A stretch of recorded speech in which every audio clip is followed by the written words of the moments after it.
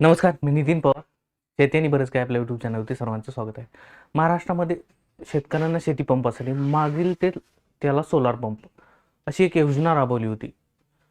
त्या योजनेमध्ये महाराष्ट्रातील बऱ्याच साऱ्या शेतकऱ्यांनी सहभाग घेतला होता. म्हणजे मागील त्याला सोलार पंप योजनेसाठी ॲप्लिकेशन केलेले होते, अर्ज केलेले होते. अशा सर्व शेतकऱ्यांना आता पेमेंट भरण्यासाठी मॅसेज आलेले आहेत. जो गव्हर्नमेंटला शेतकऱ्यांना हिस्सा भरावा लागतो सोलार पंपसाठी, ते भरण्यासाठी आता महाराष्ट्रातील सर्व शेतकऱ्यांना मॅसेज पडलेले आहेत. ते पेमेंट कसे करायचे ते आपण आजच्या व्हिडिओमध्ये पाहणार आहोत. त्यासाठी तुम्हाला गुगलवरती जायचे आहे.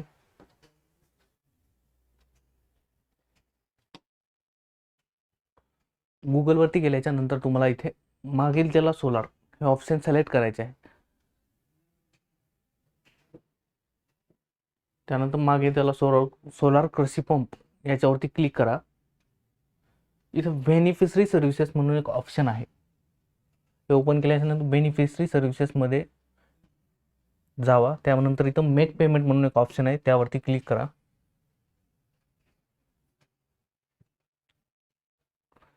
त्यानंतर तुम्हाला इथे सर्च बेनिफिशरी आय डी म्हणून एक ऑप्शन दिसेल. इथे तुमचा तो बेनिफिशरी आय डी टाकून घ्या.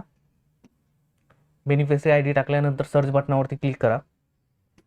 त्यानंतर तुमचा संपूर्ण डाटा तुम्हाला इथे दिसून जाईल. तुम्ही किती एच पीच्या पंपासाठी ॲप्लिकेशन केलं आहे, तर ह्या शेतकऱ्यांनी 5 एच पीच्या पंपासाठी ॲप्लिकेशन केलेलं आहे. तुम्ही कधी ॲप्लिकेशन केलं? 20 ऑक्टोबरला या शेतकऱ्यांनी ॲप्लिकेशन केलेलं आहे. त्या शेतकऱ्याचं नाव, त्यांचा तो बेनिफिशरी आय डी नंबर, त्यांचा आधार नंबर, मोबाईल नंबर, ह्या सर्व गोष्टी तुम्हाला इथे दिसून जातात. नंतर प्रोसेड टू पेमेंट असं एक ऑप्शन आहे इथे खाली, त्यावरती क्लिक करून घ्या. नंतर तुम्हाला शेतकऱ्यांची संपूर्ण माहिती दिसून जाईल.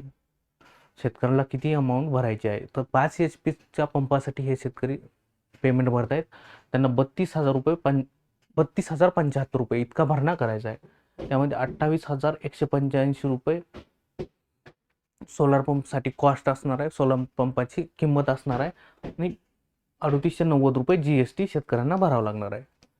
नंतर खाली आय ॲग्री या बटनावरती क्लिक करा. आय ॲग्री बटनावरती क्लिक केल्याच्या नंतर तुम्हाला पे नाव इथे एक ऑप्शन दिसेल, त्या पे नाववरती क्लिक करा.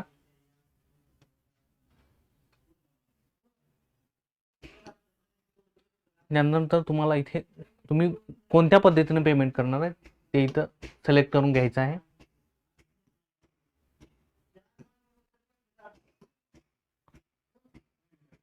तुम्ही इंटरनेट बँकिंग द्वारे पण पेमेंट करू शकतात, क्रेडिट कार्डद्वारे पण पेमेंट करू शकतात, डेबिट कार्ड असेल तर डेबिट कार्डद्वारे पेमेंट करू शकतात, डिजिटल वॉलेट असेल तुमच्याकडे ते पण करू शकतात, किंवा तुम्ही UPI, फोनपे, गुगल पे याच्याद्वारे पण पेमेंट करू शकतात.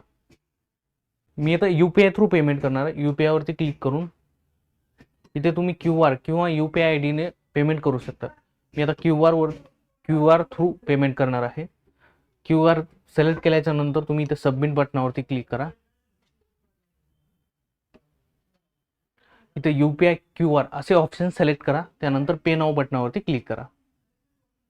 त्यानंतर तुम्हाला इथे QR कोड दिसून जाईल. तुम्ही लागलीच तुमच्या फोनपे, गुगल पेहून QR कोड स्कॅन करून पेमेंट करू शकता.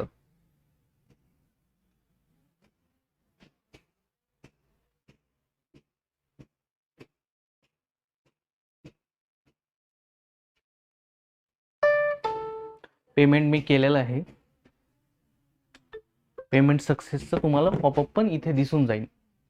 त्यानंतर तुम्ही याची प्रिंट पण काढू शकता. प्रिंट काढून एक तुमच्या जवळती ते प्रिंट असू द्या. अशाच नवीन माहितीसाठी आपल्या चॅनलला सबस्क्राईब करून घ्या. आजचा व्हिडिओ हा जास्तीत जास्त शेतकऱ्यांपर्यंत शेअर करा. अशीच नवीन माहिती मी तुमच्यासाठी घेऊन येत असतो. परत भेटू आपण नवीन माहितीसह नवीन एका व्हिडिओमध्ये. तोपर्यंत तुम्ही तुमची काळजी घ्या. धन्यवाद.